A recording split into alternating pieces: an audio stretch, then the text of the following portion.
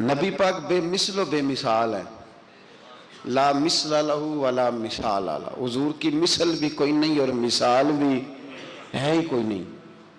اللہ کریم نے محبوب جیسا دوسرا بنائے کوئی نہیں۔ سمجھنی ہے بات آپ نے، حضور میں شک کوئی نہیں، پر ابو جہل نے شک کیا۔ نبی پاک میں شک کوئی نہیں، پر ابو لہب نے شک کیا۔ حضور میں شک کوئی نہیں، پر عتبہ اتیبہ شیبہ ان کا شک آخر تک نہیں گیا، حالانکہ حضور میں کوئی شک دور کرانے بھی آئے تو شک نہیں گیا۔ ایک دفعہ نہیں، کئی دفعہ، درجنوں دفعہ، بیسیوں دفعہ۔ ایک ابو جہل کو لے لیں، دماغ میں شک تھا حالانکہ حضور میں کوئی شک نہیں۔ ایک دن آگے کہنے لگا کہ بتائیے میری مٹھی میں کیا ہے؟ تو نبی پاک صلی اللہ تعالی علیہ وسلم نے فرمایا اگر میں نے بتا دیا، کہنے لگا اگر آپ نے بتا دیا تو میں کلمہ پڑھ لوں گا۔ حضور نے فرمایا میں نے بتا دینا ہے پر تو نے کوئی نہیں پڑھنا، میں بتا دینا ہے۔ کہ بتائیے، تو حضور نے فرمایا چل سودا کر لیتے ہیں، اگر جو تیری مٹھی میں ہے وہی بتا دے پھر تیرا کیا خیال ہے؟ تو نبی پاک صلی اللہ تعالی علیہ وسلم نے کہا کیا بھئی ابو جہل کی مٹھی میں؟ تو اس کی مٹھی میں کنکر تھے، کنکروں نے کلمہ پڑھنا شروع کر دیا۔ جب کنکروں نے کلمہ پڑھا، پتھر تھے وہ، انہوں نے کلمہ پڑھا۔ ابو جہل نے وہ کنکر زمین پہ پھینکے، کہنے لگا اوہو تیرا جادو تو پتھروں پہاڑوں پہ بھی چلتا ہے۔ اب جملہ کہنے لگا ہوں سمجھ لینا، ابو جہل گوشت کا آدمی تھا، کنکر پتھر تھے، پتھر کلمہ پڑھ گئے۔ گوشت پوشت کا آدمی تھا پر کلمہ، کیونکہ یہاں کیا تھا؟ شک، اس نے آگے نہیں بڑھنے دیا۔ گوشت پوشت کا شخص ہو کے پتھروں سے آگے نکل گیا۔ نبی پاک صلی اللہ علیہ وسلم کی خدمت میں آیا، بلکہ وہ جو یہودی والی روایت ہے اس کے پس منظر میں بھی بعض محدثین نے لکھا ہے، اس کو بھی اسی نے بھیجا۔ کہنے لگا جاؤ نبی پاک سے جا کے کہو اگر وہ درخت آپ کا کلمہ پڑھے تو میں بھی پڑھ لوں گا۔ درخت، اب درخت ہوتے تو جاندار ہیں پر کلمے تو کوئی نہیں نہ پڑھتے۔ درخت سے بھی تو انسانوں سے کلمہ پڑھنے کی بات، اگر درخت پڑھے تو میں پڑھ لوں گا۔ نبی پاک صلی اللہ علیہ وسلم دور بیٹھے تھے، درخت دور تھا، اور امام سیوطی علیہ رحمہ نے لکھا ہے درخت بھی کیکر کا تھا۔ نبی پاک صلی اللہ علیہ وسلم نے فرمایا اس یہودی سے کہ تو جا کے درخت کو کہہ کہ تجھے نبی پاک بلاتے ہیں۔ فرمایا میں گیا تو پھر تم نے کہنا جادو کر کے بلایا ہے۔ احتیاط بھی کی، ہر چیز آنکھوں کے سامنے رکھی، تو جا کے کہہ کہ تجھے بلاتے ہیں۔ وہ بندہ گیا، جا کے کہنے لگا، اور امام سیوطی نے اس کو لکھا ہے، کہنے لگے اس نے نبی پاک کا نام بھی نہیں لیا، کیونکہ ابو جہل اینڈ کمپنی کو پتا تھا کہ مصطفیٰ کے نام میں بھی بڑی برکت، خالی نام بھی نہیں لیا۔ کہنے لگا درخت وہ جو سامنے بیٹھے ہیں نا وہ تجھے بلا رہے، نام نہیں لیا حضور کا، وہ جو سامنے بیٹھے ہیں نا، جاءت لدعوتہ الاشجار ساجدۃ۔ امام بوصیری کہتے ہیں درخت آیا اور سجدہ کرتا ہوا، زمین چیرتا ہوا آیا۔ کس طرح آیا؟ پہلے آگے جھکا، پھر پیچھے جھکا، دائیں جھکا، بائیں جھکا۔ یہاں بھی لکھنے والوں نے لکھا ہے کہ وہ نہ درخت اپنی جڑیں اکھیڑ رہا تھا، جب چلنا تھا نا اس نے حضور کی طرف آنا تھا تو آگے دائیں بائیں ہوا، جڑیں اکھیڑ رہا تھا۔ لیکن ہمارے استاد جب ہمیں یہ روایت پڑھایا کرتے تھے تو کہتے تھے جڑیں نہیں اکھیڑ رہا تھا، جب اس نے سنا مجھے نبی پاک نے بلایا تو اسے وجد ہو گیا تھا، وہ جھومنے لگ گیا تھا، جھوم رہا تھا، حضور نے مجھے بلا لیا، جاءت لدعوتہ الاشجار ساجدۃ۔ تو درخت آیا، اس نے آ کے نبی پاک کو سجدہ کیا، لکڑی کا بنا ہوا درخت ہے، سجدہ کیا۔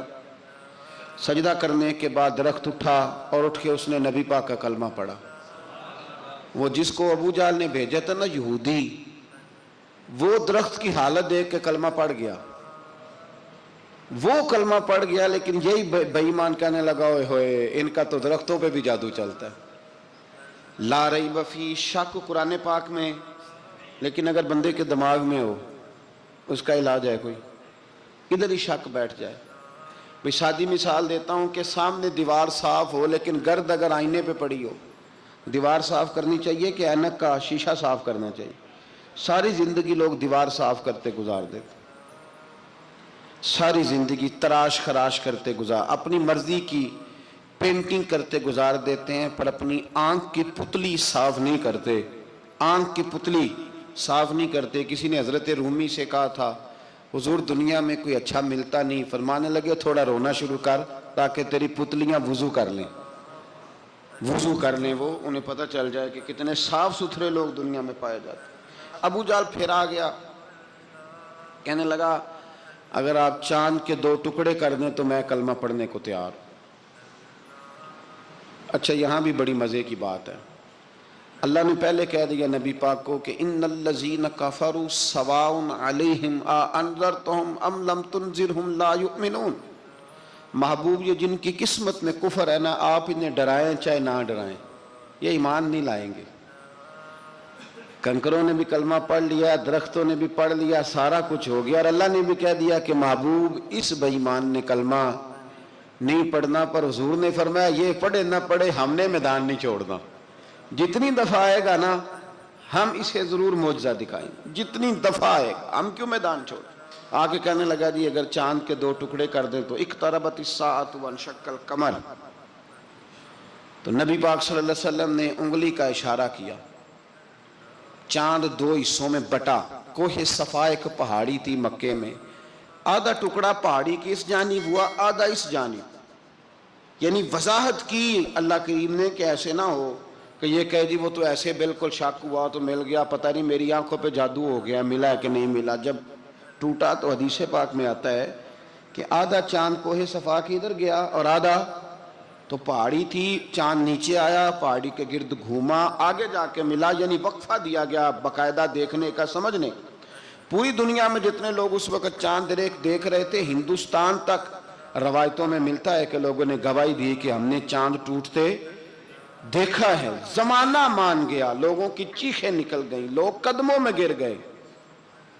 पर वो जिसके दिमाग में शक था ना, वो नहीं माना। शजर व हजर पहचान गए, पर इंसान की नज़रों में शक ही रहा। दुनिया में सबसे मजबूर, कमज़ोर, बुज़दिल, कम फहम बंदा वो है जिसके दिमाग में शक है। सबसे कम फहम आदमी, उसकी फिरासत रूहानिया ज़ीरो है, वो एक नाकाम शख्स है। उसको किसी पे भी शक पड़ जाए, किसी पे भी।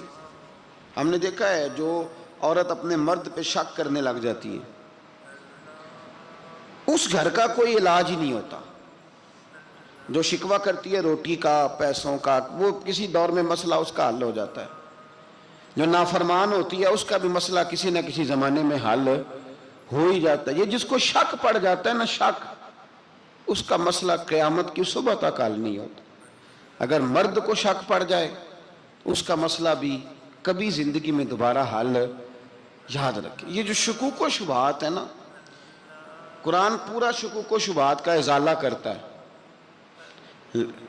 काफिर के सवाल का जवाब देता है, मुनाफिक के सवाल का जवाब देता है। कुरान मजीद हर एक की तसल्ली कराता है, लेकिन शुरू में बता दिया कि ला रईब फी, शक वाली गुंजाइश इसमें। लोग आज तक शक कर रहे हैं कि अल्लाह का कलाम है कि नहीं, आज तक लोग कहें। तो मेरे भाई, शुकूक वाली ज़िंदगी कमज़ोर होती है। शुकूक वाली, अक्लमंद लोगों की ज़िंदगी कमज़ोर ज़िंदगी है। सहाबाए कराम अमल वाले लोग थे, वो बहसों में उलझे रहते तो अमल ना कर पाते। हमारे यहाँ ना बहस होती है जिस मसले का कोई ताल्लुक ही नहीं, उलझनों से निकल आए। अमल का रास्ता, बहस जो होती है ये अमल का रास्ता रोकती है। अक्लमंद ना बने, फर्मा बरदार बने। मेरे भाई, शुकूक व शुबहात वाली जो लाइफ है, लेकिन ना अंबिया किराम अलैहिस्सलाम के बारे में शुकूक व शुबहात हैं, औलिया उज़्ज़ाम के बारे में। अब एक नया शक पैदा हो गया है कि फैज़ मिलता है कि नहीं मिलता। हमने फलाने वली को देखा नहीं, सारी ज़िंदगी उसका नाम लिया, फैज़ मिलेगा कि नहीं। गौस पाक को देखा नहीं, सारी ज़िंदगी कादरी कहलाया, फैज़ मिलेगा कि नहीं। ख्वाजा अजमेर को देखा नहीं, चिश्ती कहलाए, फैज़ मिला कि नहीं। साबर पिया को देखा नहीं, साबरी कहलाए, फैज़ मिला कि नहीं। ओ खुदा के बंदे, फैज़ वो चीज़ है जो नज़र नहीं आती पर महसूस सबसे ज़्यादा होती है। मिले तो हज़रत अवैस करनी भी नहीं थे नबी पाक से, वो भी नहीं मिले थे, मुलाकात तो उनकी भी नहीं हुई थी। क्या कहोगे, मुलाकात नहीं हुई, लेकिन फ्यूज़ो बरक़ात का ये आलम है कि मेरे महबूब ने फरमाया वो दुआ करेगा तो अल्लाह मेरी उम्मत की बख्शिश फरमाएगा। तो आप हमारे सूफिया में एक सिलसिला अवैसिया है। सिलसिला अवैसिया में अक्सर मुलाकात नहीं होती, اکثر نہیں ملاقات ہوتی بغیر دیکھیں نا، آپ جب کسی کا نام جپتے ہیں، جب کسی کا نام لیتے ہیں، جب اسی کا ذکر کرتے ہیں، جب اسی کے تذکرے میں رہتے ہیں، تو اللہ تبارک و تعالیٰ کے یہ جو کامل لوگ ہوتے ہیں یہ متوجہ ہو جاتے ہیں، ان کی توجہ ہوتی ہے۔ اور خود سرکار نے فرمایا دو آپس میں محبت کرنے والے، ایک مشرق میں ایک مغرب میں، قیامت کے دن اللہ دونوں کو جنت میں اکٹھا فرما دے گا۔ یہ کیا بات ہوئی کہ ہر بات میں شک کرنا کہ جی وہ فلانے سے ملاقات ہی نہیں ہوئی؟ تو کس طرح بھئی، ملاقات ایک الگ چیز کا نام ہے، ملاقات ایک الگ شے کا نام ہے، اور فیوز و برکات ایک اللہ سے ملاقات ہوئی ہے۔ رزق دیتا ہے کہ نہیں؟ زندگی دیتا ہے، ساری چیزیں دیتا ہے، تو ملاقات تو کوئی نہیں کرتا۔ تو اس لیے ہر چیز کو ٹھیک ہے، وہ جو جگہ جس جگہ پہ جو بات ہے اس کو وہاں رہنا چاہیے، لیکن یہ شکوک ہیں، ان سے باہر نکلیں، ان سے باہر آئیں۔ اولیاء اللہ کا جو فیضان ہے، ان کی جو محبت ہے، ان کے جو طریق، حضرت سلیمان بن بشار رحمت اللہ علیہ بزرگ گزرے ہیں، وہ کہتے ہیں میرے پاس، میں بڑا خوبصورت تھا، جوانی میں دین کی تھوڑی سی خدمت کرتا تھا، تو ایک عورت آ گئی، اس عورت نے میرے ساتھ کچھ مجھ سے مانگا، مطالبہ کیا، تو میں نے کہا کوئی بھکارن ہے۔ میں نے جب اس نے نقاب اوڑھا ہوا تھا، جب میں نے اس کی طرف پیسے دینے کے لیے، خیرات دینے کے لیے کوئی چیز بڑھائی، تو اس نے چہرے سے کپڑا ہٹایا، میں نے نظر جھکا لی، کہنے لگی سلیمان میرا رنگ روپ تو دیکھ، میں کتنی خوبصورت ہوں، میں تیری محبت میں گرفتار ہو گئی، خدا را میں اپنے آپ کو تیرے حوالے کرتی ہوں۔ آپ فرماتے ہیں جب اس کے نیت اور ارادے میں اور لفظوں میں نے فطور دیکھا، تو میں استغفر اللہ پڑھتا وہاں سے بھاگ گیا، اتنا دوڑا کہ میں بصرہ سے باہر نکل گیا، شہر سے ہی باہر آ گیا، عورت سے دوڑ رہا ہے، مرد، نوجوان، خوبصورت۔ فرماتے ہیں عشاء کی اذانیں ہو رہی تھی، نماز پڑھ کے میں مسجد میں سو گیا، تو مجھے حضرت یوسف علیہ السلام کا دیدار ہو۔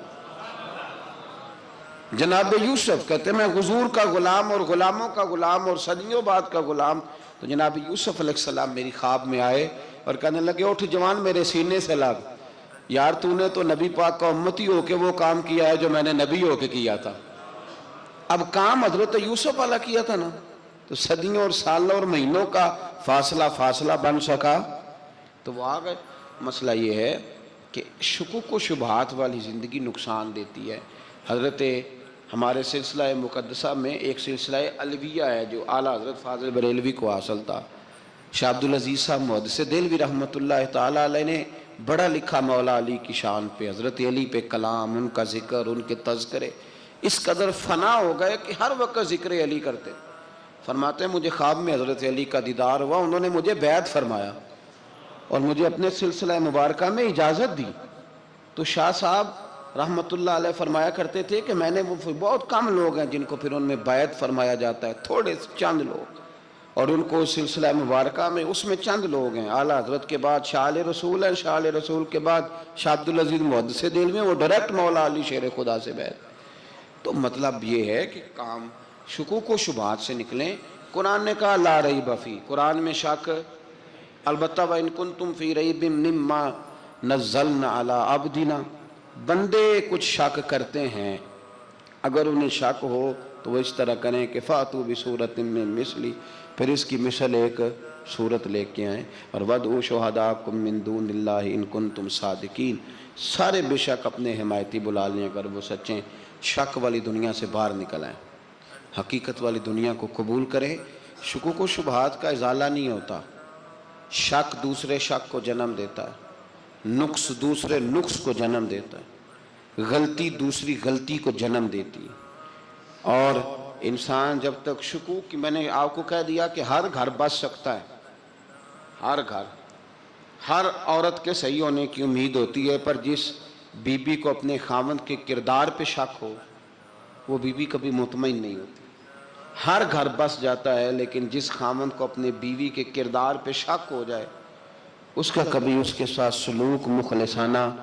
شکوک والی زندگی بیماروں کی زندگی ہے، شکوک والی زندگی بیماروں کی زندگی، کمزوروں کی زندگی، بزدلوں کی زندگی۔ اس لیے حقیقت والی چیز جب تک آپ کے پاس کوئی چیز کلیئر ہو کے نہیں آتی، شریعت اسلامیہ نے بہتان کی سزا رکھی ہے 80 کوڑے، پتہ ہے آپ کو؟ جس نے ایسے ہی بہتان لگا دیا، دلیل ہی کوئی نہیں، ایسے ہی کہہ دیا کہ جی وہ مجھے شک ہے جی انہوں نے ایسے کیا ہے، فرمایا اسے کوڑے مارو۔ شک کی بنیاد پر بہتان ترازی کرتا ہے، کوڑے کی سزا رکھی، 80 کوڑے مارو اس ظالم کو۔ یہ شک کر رہا ہے اس کو، جب اس کے پاس دلیل ہی کوئی نہیں۔ یہاں بڑے بندے ہیں بات کر دیتے ہیں، کہتے ہیں جی وہ ایسا ہوا ہوگا، میں نے ایسا دیکھا تھا، ہوگا، کیا تھا، ممکن ہے۔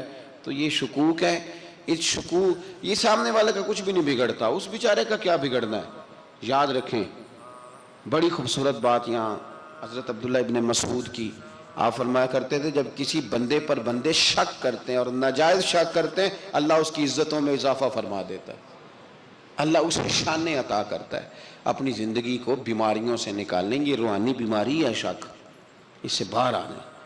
یہ ظلم ہے، اولیاء پہ بھی شک، صوفیاء پہ بھی شک، علماء پہ بھی شک، ہر بندے پہ شک، کوئی صحیح نہیں، سارے غلط، میں اکیلا صحیح۔ اس شک سے باہر آ جائیں، یہ نفسیاتی مریض بنا دے گا، بے سکون کرے گا، بے قرار کرے گا۔ جس ترتیب سے ہم مسکراتے ہیں، جس ترتیب سے ہم روتے ہیں، جس ترتیب سے ہم کسی بات کا اظہار تشکر کرتے ہیں، خدا ان باتوں سے پاک ہے۔ اب بہت ساری حدیثوں میں آیا کہ وہ مسکراتا ہے، تو کیا مطلب ہے مسکرانے کا؟ تو علماء تفسیر نے لکھا ہے مسکرانے کا مطلب یہ ہے کہ وہ بڑا ہی راضی ہوتا ہے اپنے بندے سے، بڑا راضی ہوتا ہے، یہ مطلب ہے۔ ایک تو مسکرانے کا مطلب یہ کہ وہ بڑا راضی ہو گیا، بڑا راضی ہو گیا، وہ مسکرا دیا اپنے بندے پہ۔ اور ایک اس کا معنی خود نبی پاک صلی اللہ تعالیٰ علیہ وسلم نے بیان فرمایا، مسند امام احمد بن حنبل میں حدیث ہے، حضور سید عالم علیہ السلام سے صحابہ نے پوچھا یا رسول اللہ شہید تو بڑے لوگ ہوتے ہیں، شہیدوں میں افضل کون ہے؟ تو اللہ کے حبیب علیہ السلام فرمانے لگے وہ والا بندہ جو ڈٹ گیا تھا کافروں کے مقابلے میں، وہ ہلا نہیں، پوری طرح ڈٹ کے جو لڑا وہ شہداء میں افضل ہے۔ حضور فرماتے ہیں وہ جنت کے بالا خانوں میں سیر کرے گا اور رب اسے دیکھ کے مسکرائے گا، رب اسے دیکھ کے مسکرائے گا، اللہ تعالیٰ مسکراتا ہے اسے دیکھ کے۔ اور اگلے جملے میں حضور نے وضاحت کر دی، فرمایا جب رب دنیا میں کسی پر مسکراتا ہے نا تو اس کا معنی یہ ہے کہ قیامت میں پھر اللہ اسے حساب کوئی نہیں لے گا۔ جس پر اللہ دنیا میں مسکرا دیا اس سے کوئی حساب، تو وہ کام ڈھونڈنے چاہیے نا جس سے اللہ مسکرائے۔ ویسے کبھی ہم ایسا کرتے ہیں کہ نہیں کہ کسی کو راضی کیا جائے؟ یہ کام ہم کرتے ہیں کہ ہماری کمپنی کا جو سربراہ ہے وہ ہم سے راضی رہے، جس ادارے میں ہم پڑھاتے ہیں اس ادارے کا بڑا ہم سے راضی رہے، یہ کرتے ہیں ہم۔ اس کے لیے کچھ نہ کچھ ہیلے بہانے ہم کرتے ہیں، برادری، قبیلہ، علاقہ، بستی، لوگ کسی طریقے سے ہمارے ساتھ مطمئن رہیں، کرتے ہیں نا یہ سارے کام۔ اس میں تھوڑی مشکل بھی ہمیں آتی ہے لیکن کرتے ہیں، کیا کریں۔ گھر میں بھی کئی دفعہ ایسا ماحول بنانا پڑتا ہے۔ چلیں ایک اور میٹھی مثال دیتے ہیں، زیادہ سمجھ میں آئے گی۔ چھوٹا بچہ خوش رہے، آپ اس کے لیے محنت نہیں کرتے؟ وہ چھوٹا ہے، اس کو خوش کرنا فرض ہے ابا پہ، لیکن وہ کہتا ہے کہ میں نے موٹر سائیکل لینا ہے، چھوٹا ہے چلا ہی نہیں پائے گا، تو ابا پھر اسے راضی کرتا ہے، کہتا ہے بیٹے چھوٹا سائیکل لے لے، چل میں تجھے اڑانے والا جہاز لے دیتا ہوں۔ مقصود کیا ہے کہ اس کو ناراض نہیں کرنا، یہ روئے نہ، اس کا دل نہ ٹوٹے۔ ہو یارو سنو نا میں کیا کہہ رہا ہوں، اگر چھوٹے بچے کے لیے وہ چیزیں ڈھونڈتے ہو، میرے ابا جی نا اپنے نواسے کے لیے کھلونا لے کے آئے تو بچہ بڑا ہی کھیلا، تو ابا جی کہنے لگے لو پیسے پورے ہو گئے میرے، بچے کو پسند بڑا ہے نا، پیسے پورے کر چھڑے نے، دیکھو نا جی کتنا اس کو راضی ہوا ہے۔ تو انسان کیا کرتا ہے کہ کوشش کرتا ہے، چھوٹا بچہ بھی ناراض نہ ہو تو وہ چیزیں وہ ڈھونڈتا ہے کہ اس کو کیا پسند ہے، چاکلیٹ لے جاؤں، فلاں چیز لے جاؤں، آئس کریم لے جاؤں۔ تو ایک بچے کے لیے، گھر کے لیے، سربراہ کے لیے اتنی محنت کرتے ہو تو وہ کام بھی ہمیں ڈھونڈ کے تلاش کرنے چاہیے نا جس سے رب راضی ہوتا ہے، اللہ راضی ہوتا ہے۔ بتاؤں وہ کون کون سے کام ہیں؟ نبی کریم صلی اللہ تعالیٰ علیہ وسلم نے ارشاد فرمایا 3 لوگ ہیں جنہیں دیکھ کے رب مسکراتا ہے۔ یا رسول اللہ صلی اللہ علیہ وسلم وہ کون کون سے؟ تو محبوب فرمانے لگے ایک وہ بندہ ساری مخلوق سوئی ہے، آدھی رات ہے، رات کا پچھلا پہر ہے، اس نے اٹھ کے وضو کر لیا، مصلی پہ کھڑا ہو گیا خدا کی یاد میں، فرمایا اسے دیکھ کے رب مسکراتا ہے جو اس کی شان کے لائق ہے، مسکراتا ہے اللہ۔ یہ تو سونے کا ٹائم تھا، یہ تو گہری نیند آنے کا وقت تھا، رات کا پچھلا پہر، رات پوے تے بے درداں نو نیند پیاری آوے، تے درد منداں نو یاد سجن دی ستیاں بھی آن جگاوے، اور ساون کی کالی راتوں میں جب بوندا باندی ہوتی ہے، وہ راتوں کو اٹھ اٹھ روتے ہیں جب خلقت ساری سوتی ہے۔ اللہ مسکراتا ہے۔ اور سننا میرے بھائی، میرے نبی پاک صلی اللہ تعالیٰ علیہ وسلم فرماتے ہیں جب مسلمان نماز کے لیے صفیں بناتے ہیں نا، ترتیب لگ رہی ہوتی ہے، اب اللہ کی بارگاہ میں کھڑے ہوں گے، قیام کریں گے، رکوع کریں گے، سجود کریں گے، فرمایا جب مومن صفیں بناتے ہیں تو رب دیکھ کے مسکراتا ہے، مسکراتا ہے۔ کمال ہو گئے عروج بندگی کا، جب بندے کو دیکھ کے رب مسکرائے۔ خدا بندے سے خود پوچھے بتا تیری رضا کیا ہے، مسکراتا ہے۔ اور میرے نبی پاک علیہ السلام فرماتے ہیں جب مجاہد جہاد کے لیے صفیں سیدھی کرتے ہیں، آج تو یہ رب کے نام پہ مرنے ہی آ گئے، یہ صفوں میں کھڑے ہوں گے، ترتیب سے لڑیں گے، ترتیب سے گلا کاٹیں گے کافروں کا یا شہادت لیں گے۔ فرمایا جب جہاد کے لوگ صفیں بناتے ہیں تو رب انہیں دیکھ کے مسکراتا ہے۔ کتنے نصیبوں والا وہ بندہ ہے جسے دیکھ کے مسکرا دیا۔ او یار، کبھی تیرا بیٹا تیرے سامنے مسکرائے نا چھوٹا تو تیرا دل باغ باغ ہو جاتا ہے۔ تیری ماں بیمار کسی ایک دن صحیح طرح ہنس پڑے تو طبیعت خوش ہو جاتی۔ مجھے بتاؤ نا جس کا رب بھی اسے دیکھ کے ہنس پڑے، جو اس کی شان کے لائق ہے، کیا اس بندے کے نصیبیں ہیں، کیا اس کے مقدر ہیں۔ آپ اس مقام پر اپنے آپ کو لائیں۔ اب دیکھیں نا، یہ حدیث آپ نے سن لی، اب ہم نے نا اس طرح صفیں نہیں بنانے جس طرح ساری دنیا، اب ذرا صفیں بھی شوق سے بنائیں گے، اب ذرا تھوڑا سا شوق پیدا کریں گے۔ بھئی یہ تو میں وہ کام کرنے لگا ہوں جسے دیکھ کے رب مسکراتا ہے۔ نبی پاک صلی اللہ علیہ وسلم نے فرمایا جب کوئی بندہ توبہ کرتا ہے نا، ہم توبہ کا رٹا لگاتے ہیں، یا اللہ میری توبہ، یا اللہ۔ اور توبہ کا تو مطلب یہ ہے کہ پچھلے گناہوں سے پکی توبہ، آج کے بعد یہ غلطی نہ کرنے کا پکا وعدہ۔ تو نے ساری شب برات رو کے گزاری ہے، بتا سویرے جھوٹ جوڑنے کا ارادہ ہے تیرا؟ آج کے بعد رشوت تو نہیں نہ لے گا، ملاوٹ تو نہیں نہ کرے گا، یہ توبہ ہے۔ اور اگر سارے کام اسی طرح کرنے تو پھر یہ توبہ کا رٹا ہے، جتنا مرضی لگاؤ۔ حضرت علی بن ربیعہ رضی اللہ تعالیٰ عنہ فرماتے ہیں میں مولا علی کے ساتھ تھا، مقام حرہ کی طرف جا رہے تھے، حضرت علی نے ہاتھ اٹھا کے دعا مانگی ہماری تعلیم کے لیے، ورنہ حضرت علی ہم صحابہ کو محفوظ عن الخطا تو مانتے ہیں نا۔ ہاتھ اٹھا کے کہا اے اللہ ہمارے گناہ بخش دے، تیرے علاوہ کوئی معاف کرنے والا نہیں۔ اور پھر حضرت علی آسمان کی طرف دیکھا اور دیکھ کے نا حضرت علی بن ربیعہ کو تو مسکرائے۔ حضرت علی بن ربیعہ کہنے لگے حضور مسکرائے کیوں ہو؟ فرمانے لگے ایک دن میں حضور کے ساتھ اسی طرح آیا تھا، اسی طرح حضور نے دعا فرمائی تھی ہماری تعلیم کے لیے، اور پھر حضور مجھے دیکھ کے مسکرائے تھے اور فرمایا جب کوئی بندہ رب کی بارگاہ میں اس طرح استغفار کرتا ہے تو رب مسکراتا ہے، اور مسکرا کے فرماتا دیکھ لو میرے بندوں کو پتا ہے کہ میرے علاوہ معاف کرنے والا کوئی نہیں، انہیں پتا ہے، تم اس کی بارگاہ میں رجوع تو لاؤ، آؤ تو صحیح دو آنسو لے کر۔ اقبال کہتے ہیں کہ موتی سمجھ کے شان کریمی نے چن لیا، قطرے دو گرے میرے ار کے انفعال کے، دو میں نے آنسو بہائے تھے تو اس کے کرم نے تو موتی سمجھ کے چن لیے۔ سنو نا، حضور اس استغفار کو اللہ کو یار رات کو توبہ کر کے سونا چاہیے ہمیں۔ کچھ غلطیاں ہم کرنا نہیں چاہتے پر ہم سے ہو جاتی ہیں، کچھ دل ہم توڑنا نہیں چاہتے پر وہ ٹوٹ جاتے ہیں، ہماری مجبوری ہوتی ہے ٹوٹ جاتے ہیں۔ رات کو اس کی بارگاہ میں ہاتھ باندھ کے کشکول طلب دراز کر کے خوب استغفار پڑھنا چاہیے کہ مالک بندے ہیں نا کیا کریں، نفس کا ساتھ ہے، دنیا کا ساتھ ہے، خواہشات نفسانیہ، مالک معاف کر دے۔ درد سے توبہ، رسم نہ ہو، کہانی نہ ہو، لفظ نہ ہو، جملے نہ ہوں، اور جناب ایسے لوگوں کے بیچ بڑے ہاتھ باندھ کے اور بڑا کوئی ضرورت نہیں، آپ اکیلے اپنی چارپائی پہ بستر کے اندر منہ دے کے بھی درد سے کہیں گے نا معاف کر دے تو وہ تو مہربانی بڑا ہے۔ میرے نبی پاک صلی اللہ علیہ وسلم مثال دیتے ہیں، فرمایا ایک آدمی صحرا میں جا رہا، صحابہ سے حضور خطاب کر رہے ہیں، فرمایا ایک آدمی صحرا میں جا رہا تھا، اس نے اپنی اونٹنی پہ کھانا پانی پیسے ہر چیز رکھی ہوئی تھی، صحرا تھا بہت بڑا، درمیان صحرا کے گیا تو تھوڑا سا سستانے کے لیے آرام کرنے کے لیے اونٹنی سے نیچے اترا، اب اس نے اونٹنی کی لگام اونٹنی کی نکیل اپنے سرہانے کے نیچے رکھی، ہاتھ کے ساتھ پکڑی اور سو گیا۔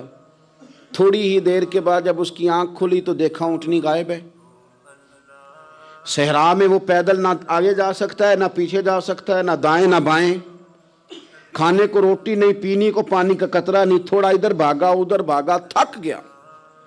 کریم محبوب فرماتے ہیں وہ پوری طرح نڈھال ہو گیا اور مایوس ہو گیا، معاذ اللہ، مایوس ہو کے دوبارہ اسی جگہ آ کے لیٹ گیا جہاں پہلے لیٹا تھا، انتظار کرنے لگا کہ اب موت ہی آئے گی، آخری وقت ہے، اب نہ میں پیدل یہ صحرا کراس کر سکتا ہوں، نہ پیچھے جا سکتا ہوں، نہ کھانا ہے نہ پانی ہے، سوائے موت کے کوئی سہارا نہیں۔ حضور فرماتے ہیں وہ رستے میں دوبارہ لیٹ گیا، اچانک اس نے رخ بدلا تو اونٹنی سامنے کھڑی تھی۔ حضور نے صحابہ سے پوچھا بتاؤ نا اسے بھلا کتنی کو خوشی ہوگی؟ یا رسول اللہ جسے نئی زندگی مل گئی ہے۔ آپ دیکھیں نا سارے ڈاکٹروں نے کہہ دیا کہ اس کے تو گردے معدہ جگر ہر چیز ختم ہے، گھر لے جاؤ خدمت کرو، ہر طرف پریشانی ہے۔ وہ بندہ بھی سمجھ گیا ہے کہ آخری وقت آ گیا، کل جاؤں پرسوں جاؤں، تیاری ہو گئی، سب لوگ آ گئے، باہر والے بھی آ گئے، یہ ماحول ایک عجیب رنگ اختیار کر گیا۔ اچانک ایک ڈاکٹر نے آ کے کہا نہیں غلطی لگ گئی تھی۔ مجھے بتائیے انداز کیا ہوتا ہے؟ بغیر دوائی کے بندہ اٹھ کے کھڑا نہیں ہو جاتا، او میں تو بچ گیا ہوں۔ نبی پاک صلی اللہ علیہ وسلم فرمانے لگے اس کی اونٹنی مل گئی، بتاؤ بھلا اسے کتنی خوشی ہوگی؟ یا رسول اللہ وہ تو دوبارہ دنیا میں آ گیا۔ حضور فرمانے لگے اسے کچھ بھی خوشی نہیں ہوئی۔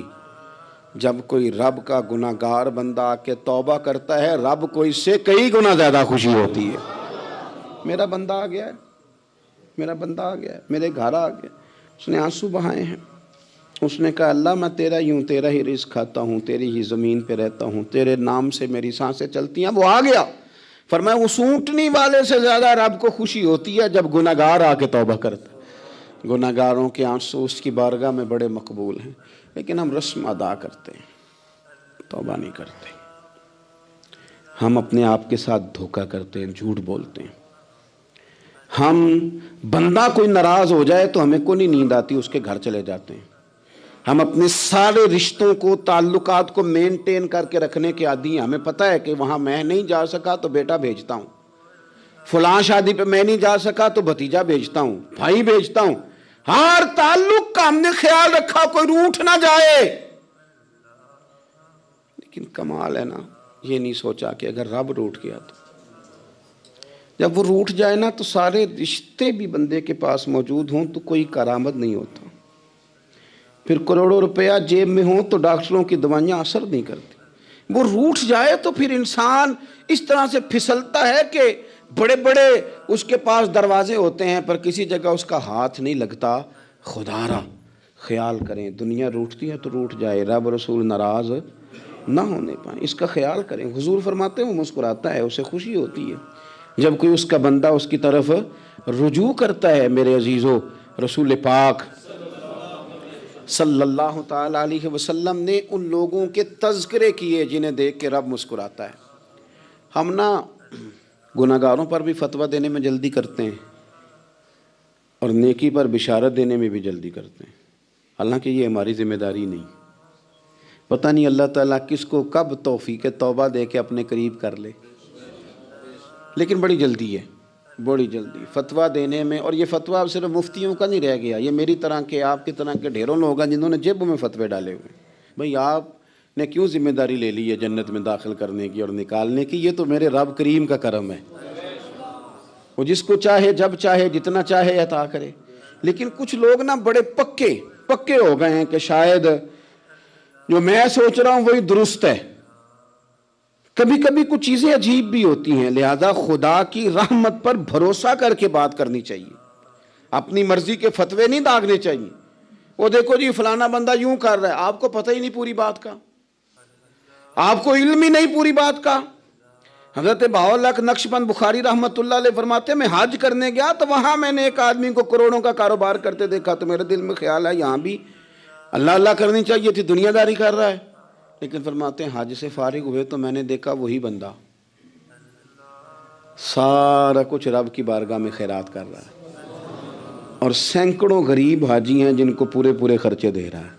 تو میں نے وہیں اپنی سوچ سے توبہ کی کہ میں کہاں تھا، بڑی جلدی کھڑے نہ ہو جائیں۔ حضرت حسن بصری رحمۃ اللہ تعالیٰ علیہ ارشاد فرماتے ہیں کہ میں دریا کے کنارے گیا تو وہاں میں نے ایک شخص کو دیکھا، وہ اپنی ایک خاتون کی گود میں سر رکھ کے بیٹھا اور قریب ایک بوتل بھی پڑی ہے۔ میرے دل میں معاذ اللہ خیال آیا کہ دیکھو کس انداز میں ایک عورت کے ساتھ یہ ہے، اور پاس بوتل بھی پڑی ہے، جانے شراب ہے۔ کہتے میں سوچ ہی رہا تھا کہ اچانک ایک کشتی آ رہی تھی دریا میں، وہ ہچکو لے کھائے، کشتی میں 4-5 لوگ تھے، وہ دریا میں ڈوبنے لگے۔ وہ آدمی تیزی سے اٹھا، دریا میں چھلانگ لگائی، پہلے ایک کو نکالا، پھر دوسرا نکالا، پھر تیسرا نکالا، ایک بندہ رہ گیا۔ کہنے لگا حضور مجھے تو آپ نے گناہگار سمجھا ہے، میں تو بڑے غلط انداز میں یہاں بیٹھا ہوں، آپ نے جو سوچا، چلیں یہ چوتھا بندہ آپ نکالنا ہے، کرے نا یہ کام، کرے نا یہ کام۔ بڑے بھولے بھالے، بڑے اللہ والے، ریاض آپ کو بس ہم ہی جانتے ہیں، اتنی جلدی فتویٰ۔ حضرت حسن بصری فرماتے ہیں میں پشیمان ہوا، میں نے کہا مجھے تیرنا نہیں آتا، تو دیر نہ کر، چوتھا ڈوب نہ جائے۔ کرتے اس نے چھلانگ لگائی، چوتھا بھی نکال لایا، اور کہنے لگا حضرت آپ نے جلدی کی سوچنے میں، یہ بی بی میری ماں ہے اور یہ سرکے کی بوتل ہے۔ ہم ماں بیٹے کا یہ مشغلہ ہے کہ یہ وہ جگہ ہے جہاں آ کے لوگ مسافر اترتے ہیں، اور یہاں سے کسی کا گھر 100 میل ہے، کسی کا 200 میل ہے۔ ہم صبح سرکہ، کھجوریں، روٹیاں لے کے یہاں آتے ہیں، مسافروں کی نوکری کرتے ہیں، کوئی پریشان ہو تو مدد کرتے ہیں۔ حضرت خواجہ حسن بصری فرماتے ہیں میں نے معافی مانگی، ان سے بھی مانگی، رب سے بھی مانگی۔ انہوں نے مانگ لی نا، بزرگ تھے، پر ہم کو نہیں تیار مانگنے کو۔ ہم ہر وقت بدگمانیاں، وہ فلانا فلانے جرم کرتا تھا، میں اسے اب کیسے نیک مان لوں؟ بھئی اب وہ نمازی ہے، خدا کے گھر آتا جاتا ہے، اب اللہ کی بارگاہ میں حاضر ہوتا ہے، جب رب نے معاف کر دیا تو بھی سوچ بدل جا۔ سنیں حضور کیا فرماتے ہیں۔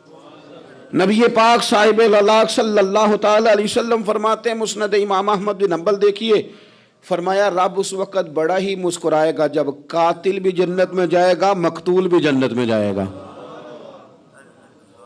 یا رسول اللہ مقتول تو گیا، یہ قاتل کیسے چلا گیا؟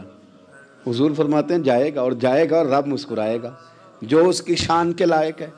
یا رسول اللہ کس طرح؟ تو نبی پاک صلی اللہ علیہ وسلم فرمانے لگے اس نے ایک مومن کو قتل کیا تھا، وہ شہید ہو کے جنت میں چلا گیا، اب اللہ نے بعد میں اسے توبہ کی توفیق دے دی۔ پہلے اس نے کلمہ پڑھا، پھر یہ میدان میں اترا، کافروں سے لڑا، یہ شہید ہوا، رب نے اسے بھی جنت دے دی۔ قاتل بھی جنت میں، مقتول بھی جنت میں، اور بات اتنی انوکھی ہے کہ رب دیکھ کے مسکرا رہا ہے، جو اس کی شان کے لائق ہے۔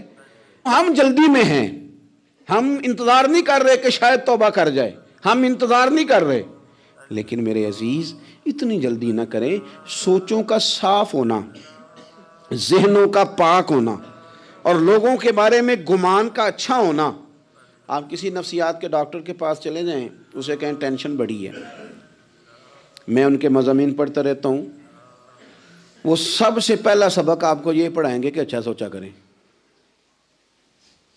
اچھا سوچنے سے بندہ تندرست رہتا ہے۔ کس سے بندہ تندرست رہتا ہے؟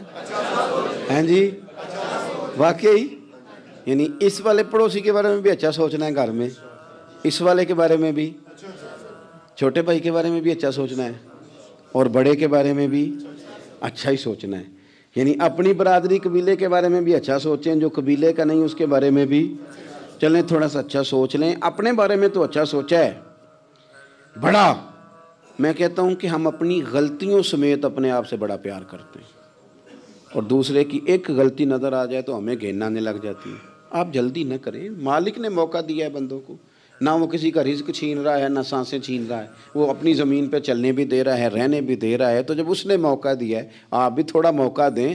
اللہ بڑا کریم ہے، دروازے کھولے گا، اس کے بندے اس کی بارگاہ تک پہنچیں گے۔ بدگمانیاں، اور پھر بدگمانیوں کا عروج، اور اس لیول تک جا کے بات کر دینے کا جہاں سے خوف آئے کہ یار یہ بات نہیں کرنی چاہیے تھی۔ رسول کائنات سرور دو عالم صلی اللہ تعالی علیہ وسلم فرماتے ہیں کہ اللہ مسکراتا ہے۔ دیکھو ہمارے ہاں نا ایک اور بھی مسئلہ بن گیا ہے، میں نے کچھ لوگوں کو نا پکا، میرے پیارے ہیں، محبت ہے مجھے، تو میں چونکہ آپ میری کلاس ہیں، میں مشاہداتی اور تجرباتی باتیں بھی کر لیتا ہوں، اسی کی روشنی میں کئی دفعہ گفتگو بھی تیار کرتا ہوں۔ کچھ لوگوں نے نا پکا ذہن بنا لیا یہ کہنے کا کہ ہاتھ بڑا تنگ ہے، پکا، آپ جس وقت پوچھ لیں ان کا ہاتھ اور بڑا ہی زیادہ تنگ ہے. آپ یقین کریں بہن کا جو خامند ہے وہ کہہ رہا ہے جا حصہ لے کے آ, تیرے بھائیوں کی کمائی تو نہیں تیرے ابا کی ہے, لے کے آ. وہ بیچاری اس کی منتیں کر رہی ہے, کہتی ہے اگر جاؤں گی نا تو وہ کہیں گے حصہ لے جا, آج کے بعد ہمارے گھر نہ آنا, میرا دروازہ نہ بند کرو, مہربانی کرو. اور بھائی سے بات کرتی ہے تو کہتا ہے ہاتھ ہی بڑا تنگ ہے, جب ٹھیک ہوگا تو دے دوں گا. نہ کریں یہ ظلم. ہمارے اپنے تڑپتے رہتے ہیں اور ہماری دولتیں اندر پڑی رہتی ہیں. ہمارے اپنے چھوٹی چھوٹی ضروریات کے لیے پریشان ہوتے ہیں, لیکن ہم بڑے بڑے بہانے ہیں ہمارے پاس, کہتے ہیں یہ نکما ہے, یہ نکھٹو ہے, یہ کام نہیں کرتا, اس میں فلانا ہے, بے فلانا ہے, بلے میں نے نہیں ساتھ چلنا. اظہار جب آپ کے اندر پیدا ہوتا ہے نا, اظہار جب کسی کے لیے آپ حساس ہوتے ہیں تو آپ کو بھی سرور حاصل ہوتا ہے. نہ کریں یہ کام کہ آپ کو اللہ نے وسعت دی ہے اور ہر وقت آپ ہاتھ تانگ ہونے کا رونا رو رہے ہیں, ہر وقت آپ یہ کہہ رہے ہیں میں بڑی آزمائش میں ہوں, جب خدا نے آپ پہ نہیں ڈالی. تو اتنے جھوٹ بولنا صرف اس لیے کہ میرے پیسے بچ جائیں, صرف اس لیے کہانی سنانا کہ حالات میرے بڑے خراب ہیں کہ کوئی بندہ میرے سے کوئی تھوڑا بہت قرض نہ مانگ لے. سنو, نبی پاک صلی اللہ علیہ وسلم کے پاس مہمان آ گیا, بخاری مسلم ہے. حضور نے ازواج مطہرات کے گھروں میں پیغام بھیجا, کچھ چیز ہے ضیافت کے لیے. یا رسول اللہ کچھ بھی نہیں, یہ دو جہاں کے شاہ ہیں اور پاس کچھ رکھتے نہیں, دو جہاں کی نعمتیں ہیں ان کے خالی ہاتھ میں. یا رسول اللہ کوئی چیز بھی نہیں. حضور نے صحابہ کے مجمع پہ نظر ڈالی, یا رسول اللہ صلی اللہ علیہ وسلم حکم ہو. تو حضور فرمانے لگے تم میں سے کوئی بندہ ہے جو اسے گھر لے جائے روٹی کھلائے. ایک صحابی اٹھے فوراً, حضور میں لے کے جاتا ہوں کھانا کھلاتا ہوں. فرماتے ہیں میرے گھر میں صرف بچوں کا کھانا تھا, یہ نہیں کہ فریزر بھرا ہوا ہے نعمتوں سے, صرف بچوں کا کھانا. یہ نہیں کہ کسی کو دیکھ کے اپنی ہنڈیا پہ برتن دے لیا, صرف بچوں کا کھانا. کہتے ہیں گھر گیا, بیوی سے کہا کیا کیفیت ہے, کہنے لگی بچوں کی روٹی ہے. میں نے کہا بچے سلا دے, صبح ناشتہ کر لیں گے. تو کہنے لگی آپ کیا کھائیں گے؟ تو میں نے کہا نہ میں کھاؤں گا نہ تو کھائے گی, مہمان جو نبی پاک کا ہے.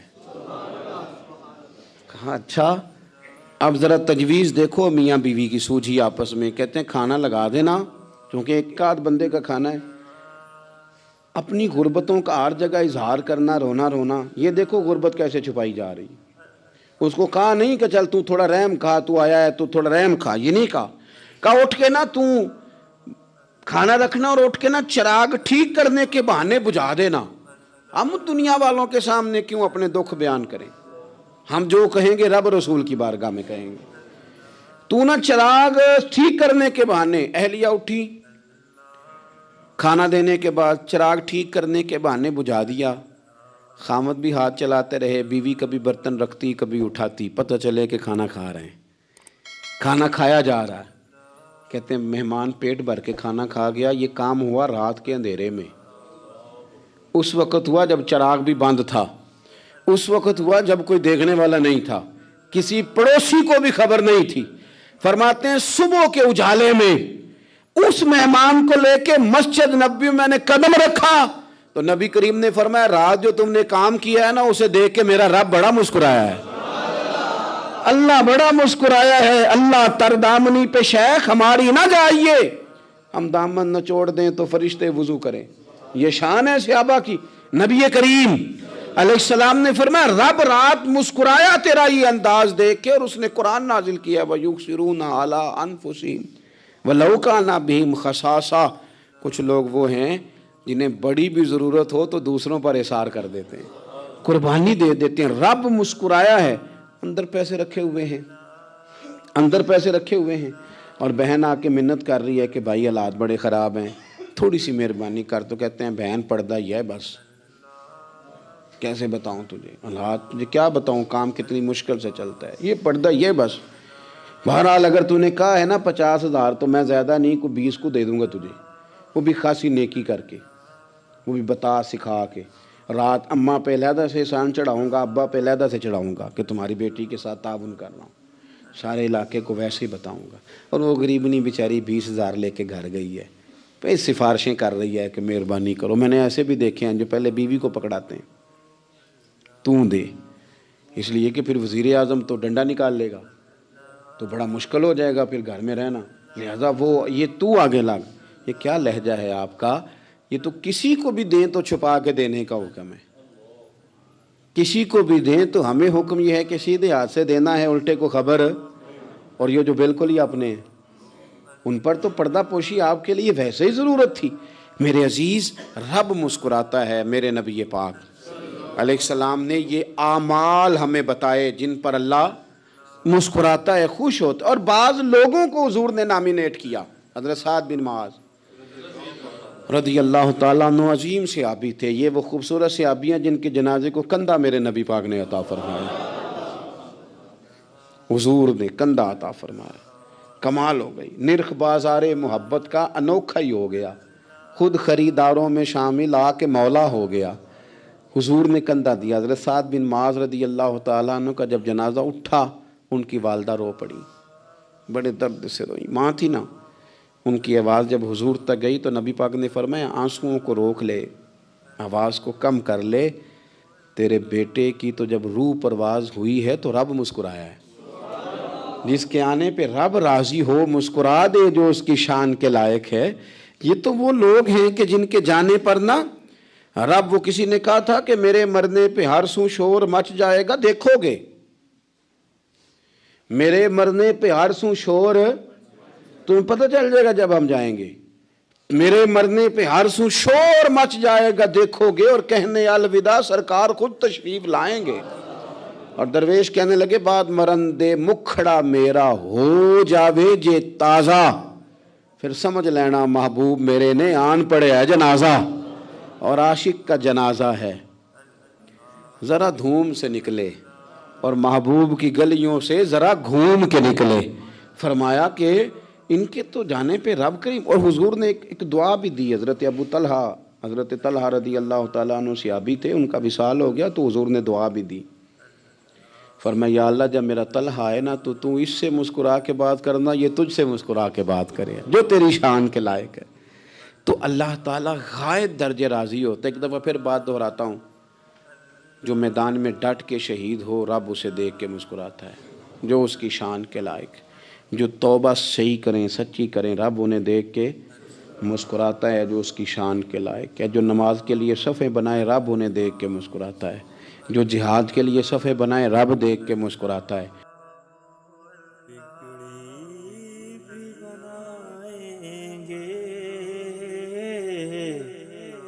جلوے بھی دکھائیں گے، بگڑی بھی بنائیں گے، جلوے بھی دکھائیں گے، گھبرانا دیوانوں، سرکار بلائیں گے، گھبرانا دیوانوں، سرکار بلائیں گے۔ ہم مسجد نبی کے دیکھیں گے میناروں کو، اور گنبد خضرا کے پرنور نظاروں کو۔ ہم جا کے مدینہ پھر واپس نہیں آئیں گے، مل جائے گی تعبیر ایک روز تو خوابوں کی، گر جائے گی دیوار سب دیکھ نہ راہوں کی۔ ہم روزہ اقدس پر آنسو جو بہائیں گے، دل عشق نبی میں تم کچھ اور تڑپنے دو، اس دید کی آتش کو کچھ اور بھڑکنے دو۔ بگڑی بھی بنائیں گے، جلوے بھی دکھائیں گے، گھبراؤ نہ دیوانو، سرکار بلائیں گے۔